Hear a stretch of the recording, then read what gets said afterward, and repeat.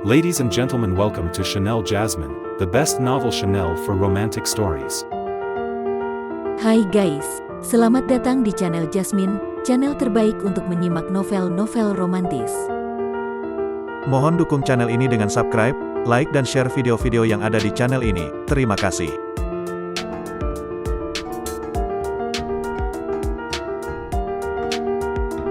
Perintah Kaisar Naga bab 4370, 4371, 4372. Dengan cara ini, sekalipun Zekening dan yang lainnya melewati mereka dari atas atap, mereka tidak akan bisa mendeteksi keberadaan mereka. Setelah masuk ke dalam ruangan, Dev baru menceritakan seluruh kejadian dengan detail kepada semua orang. Ketika mendengar bahwa Su Qingxiu melarikan diri ke pulau terpencil untuk menghindari pengejaran para kultivator iblis dari aliansi penyegel iblis dan wajahnya menjadi rusak, Su Qingyu menjadi sangat marah. Ketika mereka mendengar bahwa Su Qingxiu hampir kehilangan nyawanya, mereka pun semakin cemas. Aliansi penyegel iblis ini memang benar-benar bermuka dua. Kota Kijia begitu kuat sekarang karena ada seseorang yang menjaga mereka, membuat kekuatan di sekitarnya tak ada yang berani menantang mereka. Paman Liu menggertakkan giginya, seolah ingin merobek aliansi penyegel iblis. Paman Liu, siapa yang menjaga kota Kijia? Saat sekte 10.000 pedang masih ada, meskipun diberi 10 nyali, mereka tidak akan berani menargetkan kota Zujia kita. Tanya Su Qingxiu, sepertinya namanya Zekening. Kabarnya, dia juga seorang kultivator iblis dengan kekuatan di tahap Mahayana dan memiliki kemampuan mengendalikan api. Beberapa waktu lalu, ada sebuah sekte yang berselisih dengan kota Kijia, dan orang ini sendirian membunuh lebih dari 100 orang di sekte tersebut, memusnahkan seluruh sekte. Benar-benar menakutkan. Saat menceritakan ini, Paman Liu jelas terlihat napasnya menjadi berat. Zekening, Dev, mendengar nama itu, langsung mengernyit. Ia tidak menyangka Zekening bisa berkembang dengan pesat di wilayah timur dan bahkan mulai menguasai kekuatan di sana. Namun, kemampuan Zekening memang cukup kuat di wilayah timur. Jika ia pergi ke wilayah lain, mungkin kekuatannya tak akan dianggap sehebat itu. Kenapa? Tuan Chen kenal dengan orang itu? Tanya Paman Liu setelah melihat reaksi Dev. Dev mengangguk. Kenal. Orang yang memimpin pengejaran kami adalah Zekening. Mendengar itu, wajah Paman Liu langsung berubah muram. Kita harus segera kembali ke kota Zujia. Aku takut kalau kita terlambat, mereka akan mendapat masalah. Ujar Paman Liu khawatir, takut Zekening akan menyerang bersama orang-orang dari kota Kijia. Ji-yun, kau bawa mereka kembali dulu. Aku harus menemui Zekening, kata Dev. Kali ini aku akan memastikan mereka membayar atas apa yang mereka lakukan. Tuan Chen, pergi sendiri itu terlalu berbahaya. Ji-yun memperingatkan dengan cemas. Kita berdua saja tidak bisa melawannya, dan kau masih mau pergi sendiri seperti menyerahkan nyawa. Tanya Su Qingxiu heran saat melihat Dev ingin kembali. Mereka sudah membuatmu seperti ini. Tentu saja aku harus membalas dendam. Tanpa kau menjadi beban, meskipun aku tidak bisa mengalahkan mereka, mereka tidak akan bisa menangkapku. Dev tampak yakin karena ia bisa bertarung lebih lincah sendirian. Membawa Su Qingxiu bersamanya membuat Dev harus berhati-hati dan tidak bisa beraksi sepenuhnya.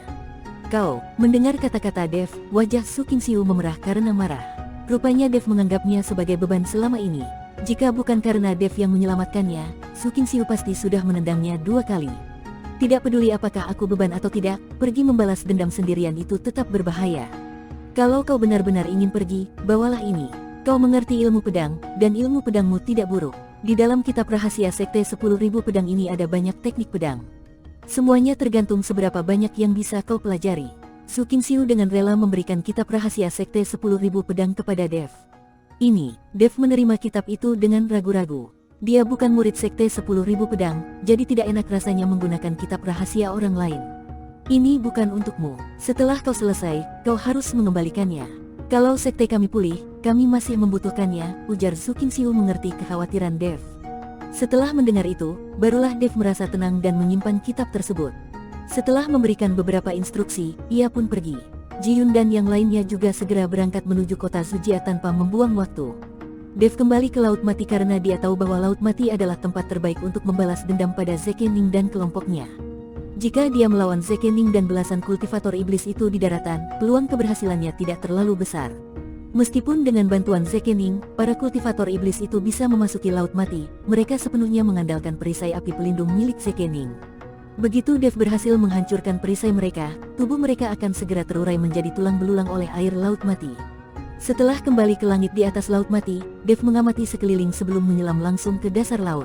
Dia tahu bahwa Zekening dan kelompoknya pasti akan kembali ke daratan melalui rute ini. Saat berjalan di dasar laut, Dev memeriksa medan di bawah laut, lalu menekan tangannya ke lumpur di dasar laut dan merasakan aliran energi bawah tanah. Setelah itu, dia mengangguk puas. Semakin kuat energi api inti bumi di suatu tempat, semakin besar pula kerusakan air laut terhadap para kultivator iblis. Namun, energi ini tidak mempengaruhi Dev sama sekali. Selain itu, medan di sini datar, dikelilingi oleh deretan gunung bawah laut. Lokasi Dev saat ini sebenarnya seperti lembah jika tanpa air laut. Beberapa puncak gunung bahkan menjulang ke permukaan laut, membentuk pulau-pulau kecil. Kemungkinan besar, Zekening dan kelompoknya akan berhenti dan beristirahat di salah satu pulau ini saat melewatinya. Perjalanan terbang dalam waktu lama menguras banyak energi spiritual para kultivator. Terlebih lagi, setelah baru saja bertarung, tenaga mereka pasti sudah terkuras, membuat penerbangan jarak jauh semakin sulit untuk ditanggung. Setelah menentukan lokasi, Dev segera mulai menggambar pola formasi di kaki gunung bawah laut. Gunung-gunung ini membentuk area seluas puluhan mil, dan Dev perlu menggambar pola formasi di setiap kaki gunung. Setelah semua pola terhubung, formasi besar ini akan terbentuk. Formasi sebesar ini biasanya digunakan untuk melindungi sekte atau kota, dan pemasangannya memerlukan kerja sama dari banyak ahli formasi. Bahkan jika beberapa ahli formasi bekerja sama, dibutuhkan waktu setidaknya 10 hari hingga setengah bulan untuk menyelesaikan formasi sebesar ini. Namun, kali ini Dev bekerja sendirian dan dengan waktu yang sangat terbatas. Untuk bisa menyelesaikan formasi sebelum Zekening dan kelompoknya tiba, dia tidak yakin bisa melakukannya.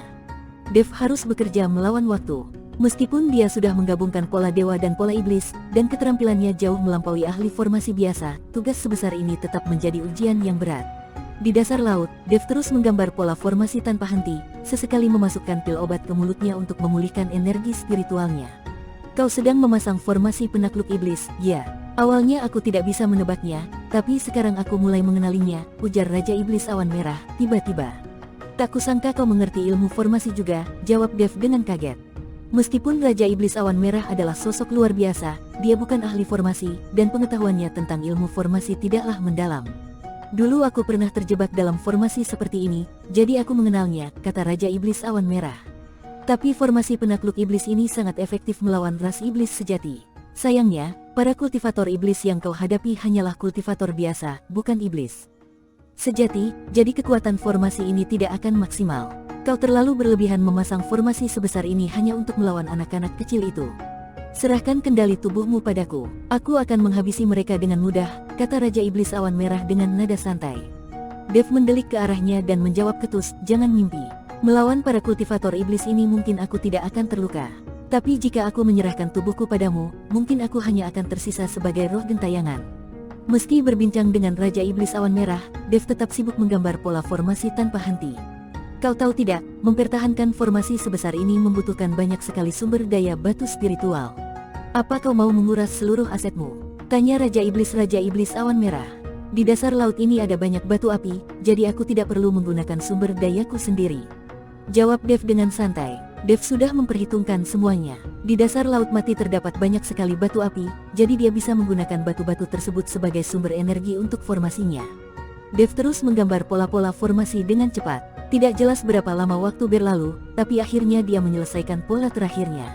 Setelah itu, Dev mengambil sejumlah besar batu api dari cincin penyimpanannya dan melemparkannya ke dalam setiap pola formasi. Pola-pola tersebut mulai memancarkan cahaya terang. Cahaya itu terhubung satu sama lain, dan formasi penakluk iblis akhirnya aktif sepenuhnya. Batu-batu api memancarkan sinar merah, memenuhi seluruh area formasi dengan cahaya menyala. Perlu diketahui, semakin banyak batu spiritual yang digunakan, semakin besar pula kekuatan formasi tersebut. Kekuatan sebuah formasi tidak hanya ditentukan oleh keterampilan pembuatnya, tetapi juga oleh sumber daya yang digunakan. Bahkan formasi yang dibuat oleh seorang ahli formasi top tidak akan berfungsi dengan baik tanpa batu spiritual yang cukup untuk mendukungnya. Namun, Dev masih merasa belum puas melihat batu api di sekelilingnya. Dia tahu bahwa inti dari formasi ini harus menggunakan batu spiritual terbaik. Lawan kali ini adalah Zekening dan belasan kultivator iblis, jadi Dev tidak boleh ceroboh. Dia tidak ingin berhemat dan kemudian menyesalinya. Dev lalu mengeluarkan sebuah batu kecil berwarna putih pucat seukuran kepalan tangan dari cincin penyimpanannya. Batu ini mengandung energi surgawi, sebuah batu abadi. Dev meletakkan batu abadi itu di inti formasi, dan seketika formasi penakluk iblis mulai memancarkan kilauan cahaya yang lebih terang. Setelah semuanya siap, Dev sengaja mengeluarkan auranya agar Zekening bisa merasakannya dan datang mengejarnya. Sementara itu, di atas Laut Mati, Zekening bersama belasan kultivator iblis sedang mencari Dev dan kelompoknya. Dia tidak percaya bahwa Dev bisa meninggalkan Laut Mati dalam waktu sesingkat itu, terutama karena Zhu Qingxiu terluka parah. Jika lukanya tidak segera diobati, nyawanya bisa melayang. Jadi, Zekening yakin bahwa Dev pasti masih ada di sekitar Laut Mati untuk merawat Zhu Qingxiu. Luka parah seperti yang dialami Zhu Qingxiu tidak mungkin bisa sembuh dalam waktu singkat, sehingga mereka pasti masih bersembunyi di suatu tempat di Laut Mati. Zekening bahkan sudah menggunakan teknik seringai wajah hantu untuk mendeteksi mereka, tapi tetap tidak bisa menemukan jejak Dev. Kalian semua benar-benar tidak berguna, cuma jadi beban. Maki Zekening dengan nada kesal sambil melirik belasan kultivator iblis di belakangnya.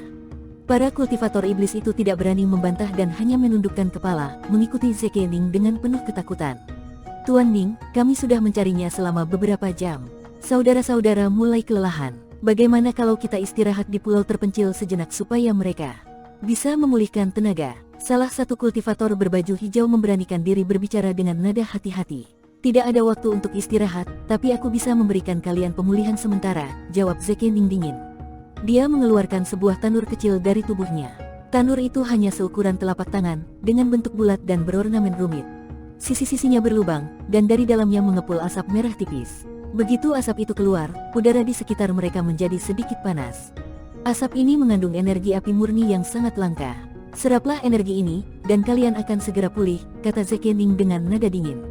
Mendengar itu, belasan kultivator iblis segera mengucapkan terima kasih dengan penuh rasa syukur, lalu mereka mulai menyerap energi api tersebut dengan rakus.